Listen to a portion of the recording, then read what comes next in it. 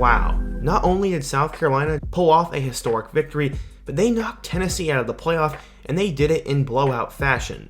This night will go down in history at Williams-Brice Stadium, as it gives you flashbacks of the Alabama game back in the early 2010s. Going into this year, South Carolina was one of the most polarizing teams in the country. They had a big-name quarterback in Spencer Rattler, and many believe they're worthy of being ranked. There are a lot of skeptics, including myself, who thought that South Carolina was going to be very overrated and that they did not deserve it. Well, honestly, South Carolina has neither proved the skeptics right or wrong. One day they beat the crap out of Tennessee, and the next day they lose at home to Missouri. You never know what you're going to get with South Carolina, and that has been the story of the season. Except, one thing I do know is that Shane Beamer has this program on the rise. They have a chance to pull off a historical victory over Clemson, and this night will go down in history for the Gamecocks. In today's video, I want to talk about the rise of the Gamecocks, how they got to this point. We're going to revisit preseason expectations, go through the year, talk about tonight, and then how this affects the program. But before we get started, be sure to subscribe as we're so close to 100K. Leave a like if you want to support today's video, turn on post notifications so you never miss when I upload, and let me know what player, team, topic, or situation I can cover next. Now, let's get started and talk about the rise of South Carolina. The last 10 to 15 years of South Carolina football have been all over the place. They've had a lot of fun players and memorable names. Guys such as Marcus Lattimore, Steven Garcia, Connor Shaw, Pharaoh Cooper, and Jadeveon Clowney all became household names at South Carolina, and they even had multiple 10-plus win seasons.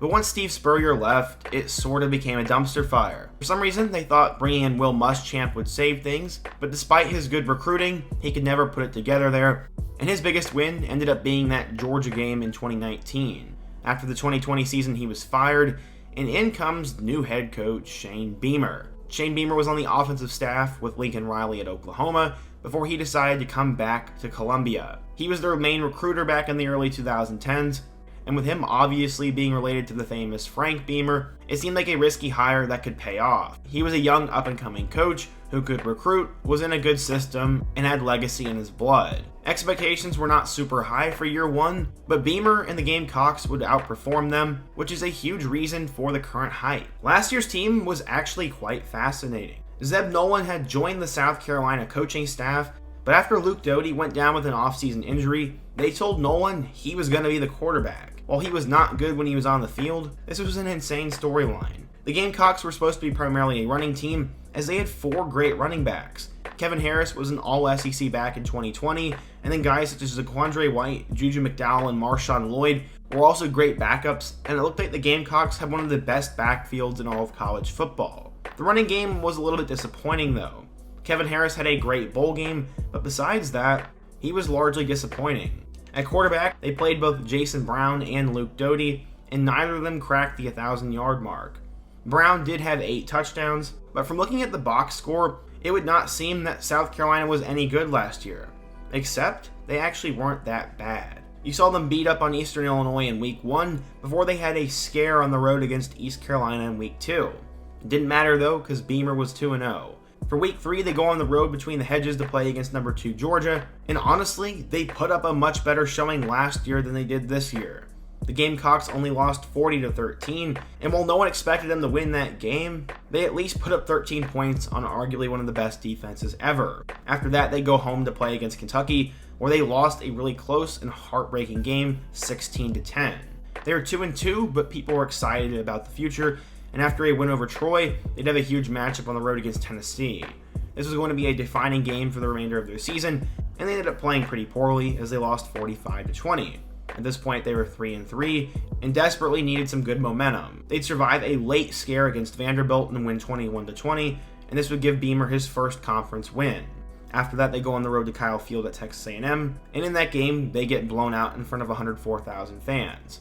It seemed like South Carolina would take one step forward and go one step back, but then they had 2 huge wins in a span of 3 weeks. Florida came to town, and this was by far the best showing of the season, as both the offense and defense dominated, as they beat Florida 40-17, and they were one of the reasons Dan Mullen ended up getting fired. After that, they couldn't carry the momentum on the road against Missouri, as while they attempted a late comeback, Mizzou did enough to win, and Carolina lost by 3. But they would have another big win.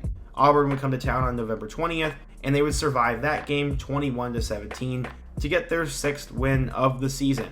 They had made a bowl game in year 1 under Beamer, and everyone was very excited for this. Their final game of the season would come in the Palmetto Bowl as number 23 Clemson would come to town, and if there was any year that Carolina could have pulled that off, it probably was last year, but instead Clemson won 30-0, but again, no one really cared that much because Carolina was going to a bowl game. They ended up playing against North Carolina in the Duke's Mayo Bowl, and in that game, South Carolina would probably have their second best performance of the year as they would beat the Heels 38-21, getting their 7th win and a bowl victory. This was the exact kind of momentum Shane Beamer needed to prove that he belonged in the SEC and that South Carolina was a program on the rise. So what did this end up doing for them? Well, it was huge. They got Spencer Rattler from Oklahoma, who was a former 5-star recruit and had lost a job to Williams, so they grabbed a high-profile transfer who had a lot of talent and had some experience. Beamer had now filled that void at quarterback. Beamer also landed one of the top high school quarterbacks in the country, as he got Tanner Bailey, who was a 4-star recruit and the number 15 quarterback in the class of 22. He had gotten a guy for the immediate role and for the future. They did lose their top 2 running backs to the NFL, but obviously they still brought back 2 talented backs and also got Christian Beal-Smith from Wake Forest. Running back looked to be in a good spot, and then the receiving core got a huge boost. They grabbed Austin Stogner from Oklahoma, grabbed one of the top freshman receivers in the country in Corey Rucker from Arkansas State, and then they got a huge addition from FCS All-American Antoine Wells from James Madison. Those 3 alone really helped boost the receiving core, but they also brought back some talented players. Jaheim Bell was seen as one of the top tight end prospects in the country, Josh Vann was an experienced player, and they also had Amarian Brown, who was a transfer from Georgia Tech. Sorry if I butchered that name. So far, it looked like they had fixed the quarterback, running back, and receiver spot, and if they could just get good offensive line play and have a manageable defense, then they'd be able to put up points on teams, stay in games, and hopefully improve that record even more. That's why South Carolina had a lot of hype, and then couple in a top 25 recruiting class, and things got borderline hysterical. Some people think that I like to hate on South Carolina on this channel, but in fact, my mom actually went there, so I am actually somewhat of a Gamecocks fan, and my only real critique of them was that their schedule was unbelievably difficult. When you took a look at the schedule, they had to go on the road to Arkansas, play a top 5 Georgia team at home, go on the road to Kentucky, play a top 10 preseason ranked A&M team at home, go on the road to Florida, host Tennessee, and then go on the road to Clemson. It was looking very difficult to get a lot of wins with that schedule, and to be honest, as we started out, things did not look so great for Carolina. They beat Georgia State in week 1 35-14, but then went on the road and lost to Arkansas in week 2. A lot of the team's flaws showed in that game, and they were really on full display the following weekend against number 1 Georgia as they got blown out 48-7, and it could have been a lot worse. At 1-2, the hype for South Carolina football was already seemingly over. Luckily though, they had 2 bad teams to play against next to boost their confidence and get their record back up to above 500. They beat both Charlotte and South Carolina State, before they'd have a pivotal game against number 13 Kentucky. As I said earlier, the Wildcats were picked to finish second in the SEC East going into the season, and this was supposed to be the best Kentucky team ever. Luckily, when South Carolina played them, Will Levis was hurt, so they were able to pull off a 24-14 victory over the number 13 ranked Wildcats. This got them to 4-2, and then they had to play against a reeling Texas A&M team at home. While South Carolina's offense couldn't get going, they had multiple special teams and defensive touchdowns, and they beat A&M 30-24, despite letting the Aggies come back. The Gamecocks were now 5-2, with a 2-2 mark in the SEC, and now had to host Missouri. As a Mizzou fan, I thought we had no chance in this game, but somehow Mizzou played probably their best game of the season and won 23-10, and South Carolina could get nothing going on offense, and all of a sudden that number 25 next to their name disappeared, and so did a lot of the hype. People wrote them off once again, and despite beating Vanderbilt 38-27 the following weekend, that did little to change the narrative. At this point, they were 6-3 with a 3-3 mark on the SEC going into their game against Florida, and this game was rough.